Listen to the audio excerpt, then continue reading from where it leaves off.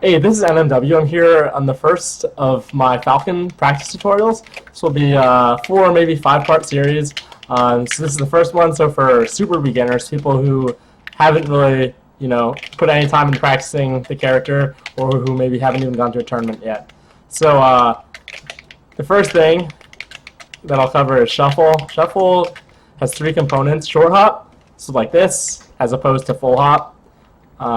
This is a short hop. So you do that by pressing and releasing the jump button quickly. I would definitely recommend using a button, probably Y, over using the control stick. Jumping with the control stick is generally worse in Melee, though it can be good for certain situations. The second part of it is fast fall. After the apex of your jump, if you press down, you'll fast fall. This is a non-fast fall aerial. And yeah, non-fast fall, non-fast fall, fast fall. So you can't fast fall before you hit the apex of your jump, or else the fast fall will not come out. And it's pretty hard. If you're early, it's pretty hard to do a second input. So you really want to learn to time that. And the third part is L cancel. L cancel on the 20XX hack pack, you can set colors for if you are successful or unsuccessful with an L cancel. If you don't have the hack pack, that's okay. You'll just have to learn to eye it to see if you're successful or not. So lagging moves like Falcon's down air will have a long animation if you miss the L cancel. Just try to ignore the color if you don't know what I'm talking about, and look at the recovery times. If it's still not clear, pick Link or Bowser, and you'll be able to see the difference quickly. So to do an L cancel, you should you hit the trigger right before you land. Either trigger is fine. I would recommend learning to divide the labor of your index fingers so you do things with each trigger. And another thing that I should say is that you really want to learn to L cancel without pressing the trigger all the way down. Not only is this more ergonomic, which will help you, the longevity of your hands, but it also prevents you from missing text when you're doing an attack. By this I mean, if you just feather the button, press it, really lightly, as if you're light shielding. Sorry, like this. That's exactly the same as doing this or this. So you want to learn to do it just by feathering the button, pressing it very lightly. It's definitely better. Just literally, objectively better. Another note about shuffling: if you hit somebody, you will have to do the fast fall slightly later than if you don't. This is because there's something called hit lag, where your moves kind of last a little bit longer if you hit somebody. So once you get good at shuffling, sorry, I was actually not looking at the TV while I've been doing this. So once you get good at shuffling, you can link, all kinds of things. And it didn't flash there because that was an auto cancel up air. It actually would have been better to do a shuffle up air, but here, I'll try to do a simple combo.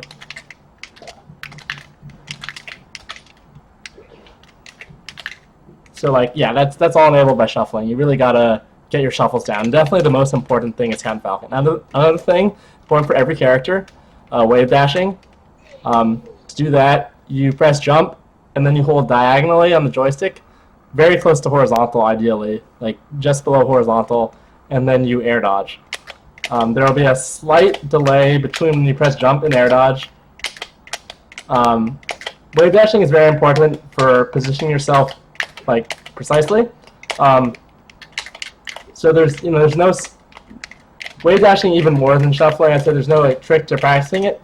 You just gotta grind it out. So important things to note are that you want to be able to wave dash out of shield.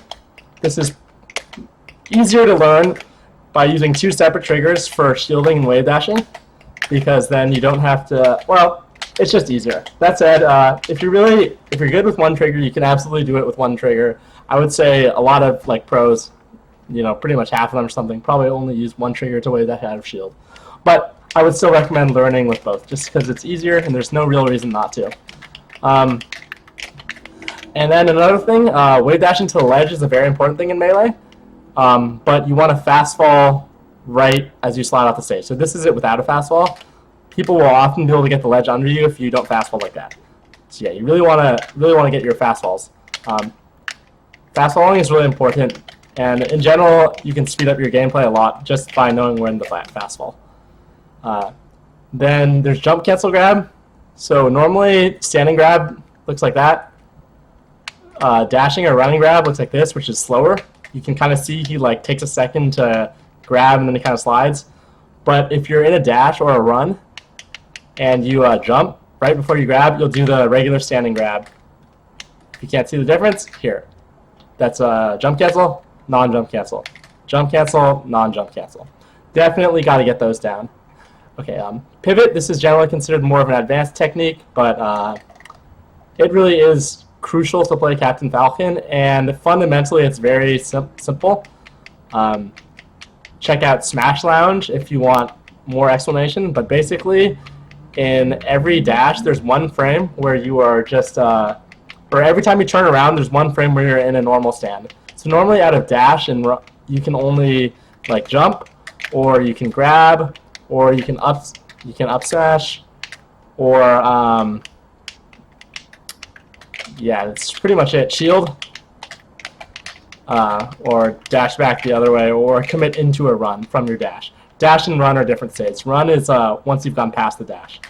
Okay, so that was a pivot nair right there. So like out of a dash, yeah, you have those limited options, but when you're in stand, you can do anything. You can do smash attacks, you can jump, you can jab, you can do whatever. So on your pivot frame, on the one frame, like after you turn around, you can do any action. So there's a pivot forward smash, you can do pivot down smash, you can forward smash the same way, pivot back air, pivot jab. Oh, that was a missed pivot jab, but could pivot gentleman him. Yeah, so you can do anything. So this is really, don't overcomplicate it. I would say the best way to first try to do a pivot is just like dash one way, then go back and press A or the C stick at the same time you press back the other way. Like that. Here, try it, sorry. Okay, that one was a little better. With up smash, it might not be a pivot because you can do up smash out of dash. Pivot nair is very good for Captain Falcon. So is pivot up air. Sorry, this is a little awkward. Pivot stomp, not very useful overall. Pivot forward smash can be quite good. Pivot grab, very good. So yeah, work on their pivots and work on doing different things out of it. You don't want to just be able to like pivot forward smash by using A button. And then the last little tech skill thing I have to say is instant up air is very important.